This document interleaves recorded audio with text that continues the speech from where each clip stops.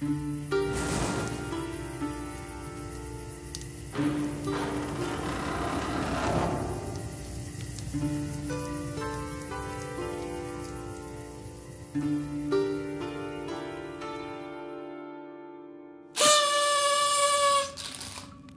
peuple du donjon, aujourd'hui nous fêtons les 1 an de la chaîne, et ça c'est grâce à toi et je t'en remercie profondément. Pour l'occasion, j'ai eu envie de refaire quelques plateaux de jeu un petit peu plus sophistiqués que le premier. Et le tout va être accompagné d'une nouvelle musique et j'espère que cela te plaira. Bon, ceci étant dit, où est mon gâteau ?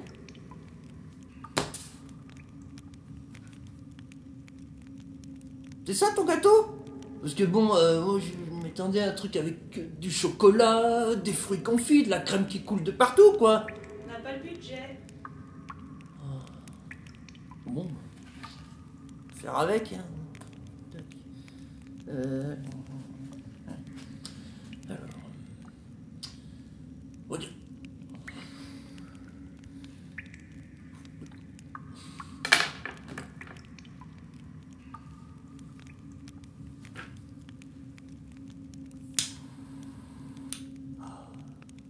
Bon anniversaire! Pour ces tuiles, j'ai utilisé du carton mousse et du polystyrène extrudé de 5 mm d'épaisseur.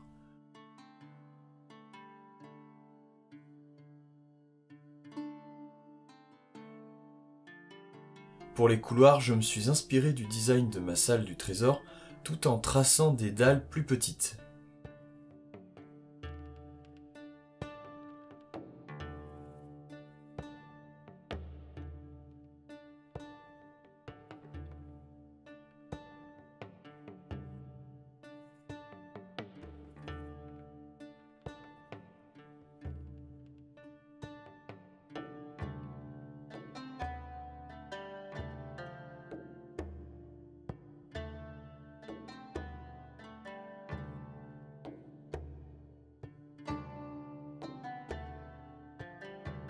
J'ai utilisé une éponge abrasive pour arrondir les angles, puis une boule de papier aluminium pour donner une texture de pierre au polystyrène.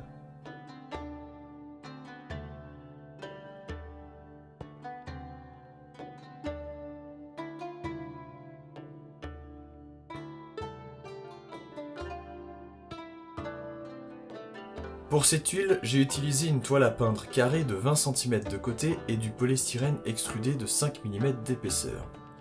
Sur une feuille blanche, j'ai tracé un carré de même dimension que la tuile. Puis j'ai dessiné à l'intérieur de ce carré le motif qui va orner la tuile, un pentacle avec un cycle lunaire.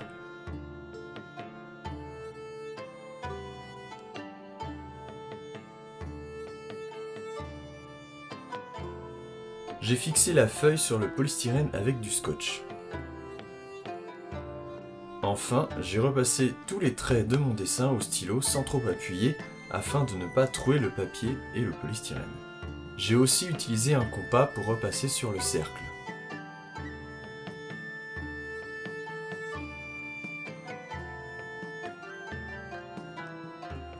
Un peu plus tard dans la vidéo, je vous montrerai comment j'ai dissimulé les trous faits par le compas.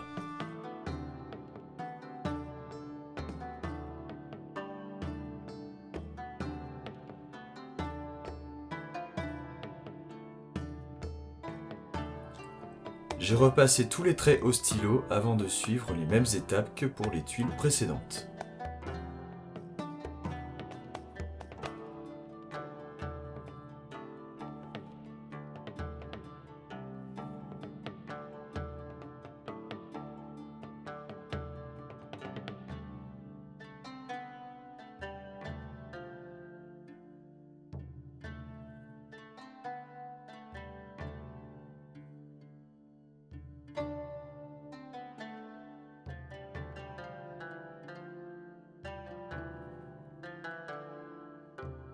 J'ai masqué les trous du compas en utilisant du sable et une breloque.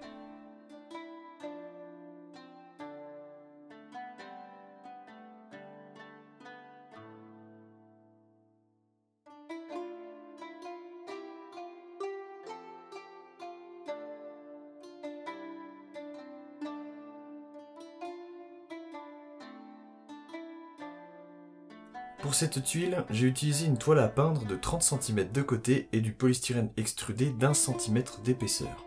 J'ai commencé par découper des formes dans le polystyrène avec un découpeur à fil chaud. Si vous utilisez un découpeur à fil chaud, pensez à bien aérer la pièce et à porter un masque de protection.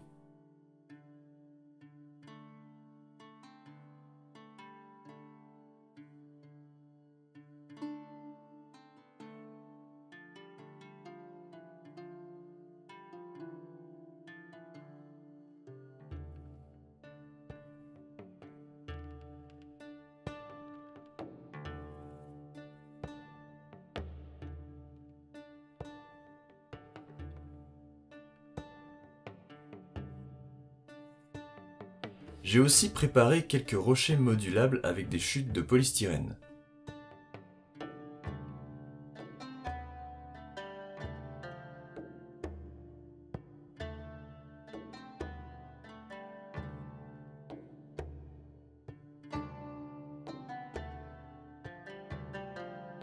J'ai lesté ces rochers avec des boulons et des rondelles car je les trouvais un peu trop légers. J'ai marqué le polystyrène avec le boulon pour avoir la taille de découpe exacte du trou. Ensuite, j'ai creusé avec une pince de modélisme.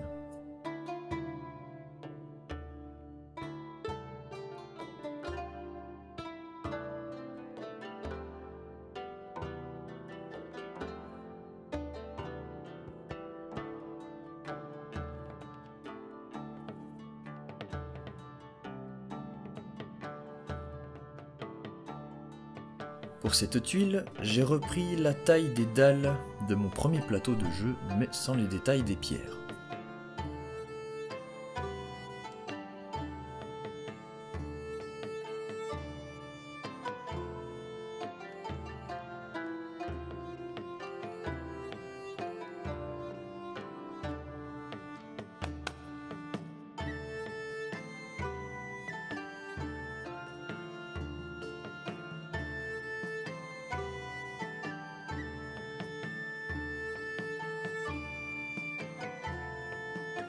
Pour fabriquer les passerelles, j'ai utilisé des touillettes à café et des bâtonnets de bois que l'on peut trouver chez Cultura. Avant toute chose, j'ai commencé par mesurer l'écart entre les différentes falaises de la ruine pour réaliser des passerelles aux dimensions adaptées. J'ai coupé certaines planches au cutter, d'autres avec les doigts. J'ai utilisé de la colle à bois à prise rapide et une pince de modélisme pour assembler le tout. Je n'ai pas collé les planches bien droites et j'ai laissé un jour entre elles pour donner l'impression que ces passerelles ont été construites à la hâte et avec les moyens du bord.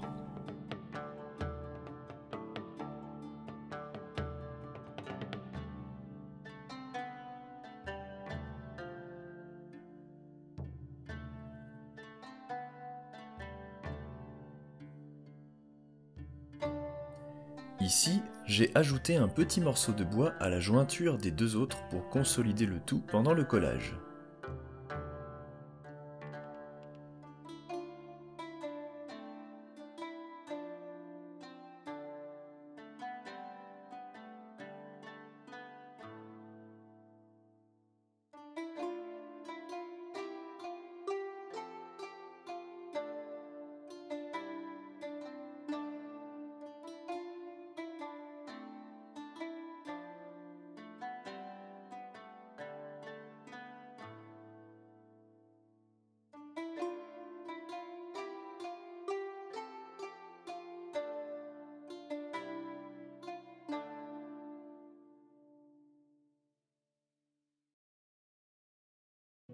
Pour protéger mes tuiles, j'ai commencé par étaler sur le polystyrène une sous-couche constituée à parts égales de peinture et de Mod Podge. J'ai utilisé la couleur sienne naturelle pour cette tuile. Ensuite, n'hésitez pas à passer une seconde couche de la même couleur, mais uniquement avec de la peinture. Pour que la tuile n'ait pas une couleur uniforme, j'ai effectué plusieurs lavis de couleurs différentes. D'abord avec du marron foncé, qui va donner plus de relief aux aspérités du plateau, puis avec de la sienne brûlée et de la terre rouge.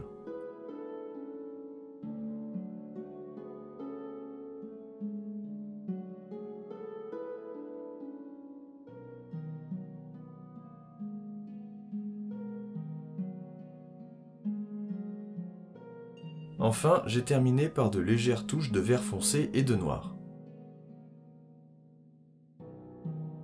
Après séchage, j'ai fait plusieurs brossages à sec pour éclaircir la tuile en utilisant la couleur de la sous-couche mélangée avec du blanc.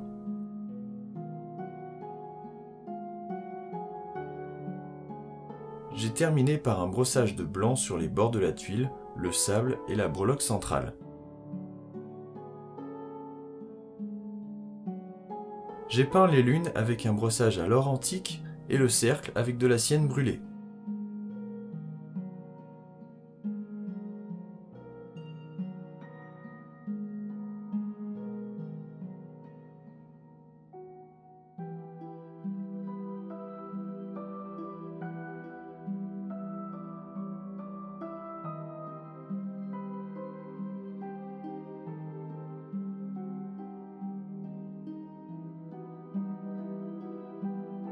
Avec un lavis noir, j'ai réassombri les contours du cercle et du pentacle.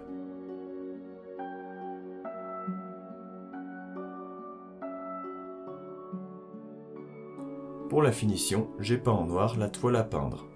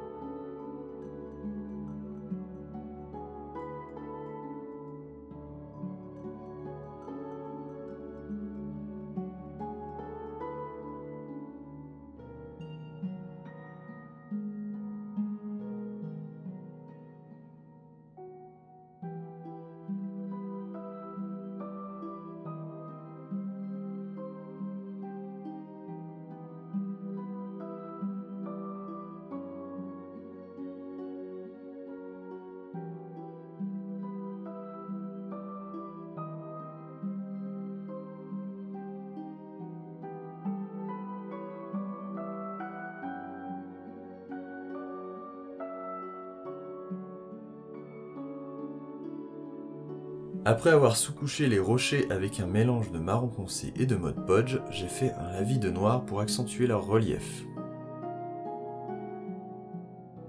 Les brossages à sec des rochers sont les mêmes que pour la tuile en ruine, afin que les couleurs soient uniformes.